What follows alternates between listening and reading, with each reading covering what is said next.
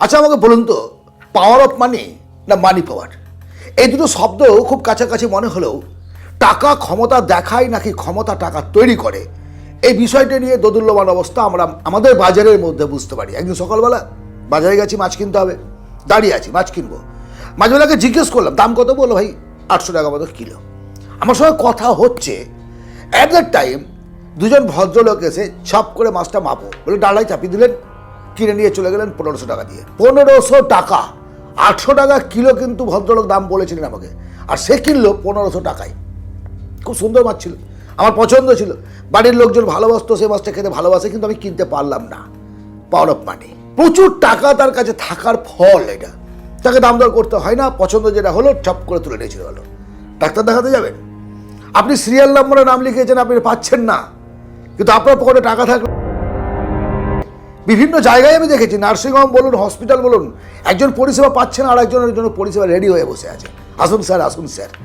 এমনকি মন্দিরেও, ঈশ্বরের জায়গায়। আবার একদম আমার নিজের প্রত্যক্ষ করে আমি দেখেছি ভিআইপি লাইন। ভিআইপি কাদের জন্য লাইন? মধ্যবিত্ত, নিম্ন মধ্যবিত্ত, দরিদ্র পরিবারের লোকেরা 200টা লোকের পরে পুজো দিতে পাবে, ঈশ্বরের চরণে একটু ফুল নিবেদন করতে পাবে, আর ভিআইপিরা ব্যাকডোর দিয়ে ঢুকে ঝট করে একটা তিলক কেটে নিয়ে বেরিয়ে চলে আসছে।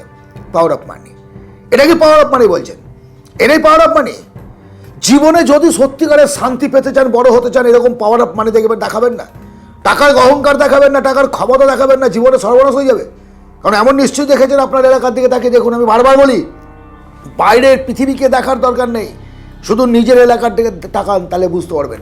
বড় বড় বাড়ি, সামনে বড় বড় গাড়ি, ঘুমাতে পারছে না, মেঝেতে ঘুমাচ্ছে, কারণটা কি? স্পন্ডলাইসিস। খাবারের কোনো অভাব নেই, প্রচুর খাবার, প্রচুর টাকা পয়সা, যা ইচ্ছে তাই খেতে পারে, বিরিয়ানি থেকে সমস্ত কিছু, সমস্ত কিছু, প্রতিদিনই খাসির মাংস খেতে পারে, কিন্তু খেতে পায় না, আলসার, শুধুমাত্র স্যুপ খায় আর থাকে। এটা জীবন নয়, টাকায় সব কিছু নয়। আপনার কাছে যদি সৃষ্টিকর্তার দেওয়া প্রচুর টাকা থাকে, তাহলে সেটাকে সঠিকভাবে ব্যবহার করুন। পরিবারকে সময় দিন, পরিবারকে নিয়ে ঘুরতে যান, আনন্দ করুন, আত্মীয়দের পাশে দাঁড়ান, বন্ধুদের পাশে দাঁড়ান, যারা সত্যিকারের অভাব বিপদের মধ্যে পড়ে আছে তাদের সাহায্য করুন। অসহায় মানুষ প্রচুর আছে ভাই, প্রচুর, দুবেলা খেতে পায় না, গায়ে পোশাকটা ভালোভাবে কিনতে পারে না, তাদের পাশে দাঁড়ান। টাকার অহংকার দেখাবেন না। আমি কখনো উচ্চ দামের কোনো পোশাক আজও পর্যন্ত কিনিনি, যতটা পারি ন্যাচারাল থাকার চেষ্টা করি। জীবনে শান্তি এখানেই পাবেন। আমি প্রচুর টাকা আছে, প্রচুর খরচ করে শৌখিনতা বিলাসিতা বাড়িয়ে ফেললাম, কিন্তু সেটা যদি ধরে রাখতে না পারি, বা আমি পারলেও আমার সন্তান যদি না পারে, তখন অবস্থাটা কী হবে?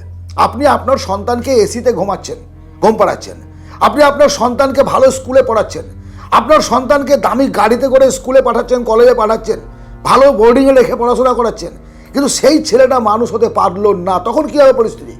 তখন সে কী করবে? ডাকাতি করবে? তখন সে কী করবে? ব্যাংক ছিনতাই করবে? তখন সে কী করবে? রাস্তাঘাটে যেখানে সেখানে ইভটিজিং করবে, এপস্টিনের মতো করবে। টাকার অহংকার এরকম তৈরি করে। আর চারিদিকে দেখতে পাচ্ছেন ধন বাড়ছে, সঙ্গে সঙ্গে ইত্যাদি বেড়ে যাচ্ছে। আবার একদলের ধন বাড়লে সত্যিকারের মন বাড়ে, ধন বাড়লে মন বাড়ে, কিন্তু আরও একটা দল টাকার অহংকারে কোনো রকম কোনো বাজ বিচার করে না, মা বোন চেনে না, কিচ্ছু চেনে না, কিচ্ছু বোঝে না, ছোট ছোট কিশোরীদের নিয়ে তারা খেলা করে। চিন্তা করুন না, আজ পৃথিবীর দিকে পৃথিবীর দিকে তাকান, এগুলো টাকার অহংকার তো। গরম দেখানো কতদিন থাকবে ভাই, কতদিন? এই পৃথিবীতে সারা জীবন রাজ করার জন্য আপনি আসেন না, আপনি মারা যাবেন, আমি মারা যাব, যেটা এটা হচ্ছে চরম সত্য। আর এই সত্যতাটাকে মেনে নিয়ে যদি আপনি চলতে পারেন, তাহলে আপনার পকেটের অর্থ ভালো কাজে ব্যবহার হবে, ভালো কাজে। আপনি পরিশ্রম করছেন, কষ্ট করে ইনকাম করছেন, সেই টাকা কখনো অপচয় করবেন না। শৌখিন, আমি তো বললাম শৌখিনতা করুন, আপনি ঘুরতে যান, এখানে যান, ওখানে যান, তবুক যান, সেই জায়গায় যান, আরে করুন না ভাই, 5 স্টার হোটেলে খান, সব কিছু ঠিক আছে, কিন্তু নোংরামি করবেন না, ন্যাংটামি করবেন না, কারো মুখের আহার কেড়ে নেবেন না। এটা অত্যন্ত খারাপ জিনিস। এই ঘটনাটা শুধুমাত্র আমি আমার জীবনে প্রত্যক্ষ করেছি, তারা কিন্তু আপনিও লক্ষ্য করেছেন।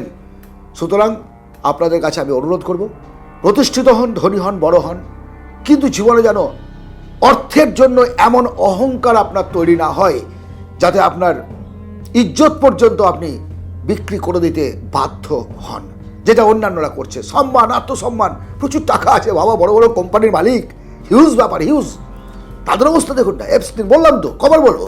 আজকের এই আলোচনা যদি সত্যি ভালো লাগে, একটা লাইক করবেন, সাবস্ক্রাইব করবেন, শেয়ার করবেন প্রিয়জনদের সঙ্গে, বন্ধু বান্ধবের সঙ্গে।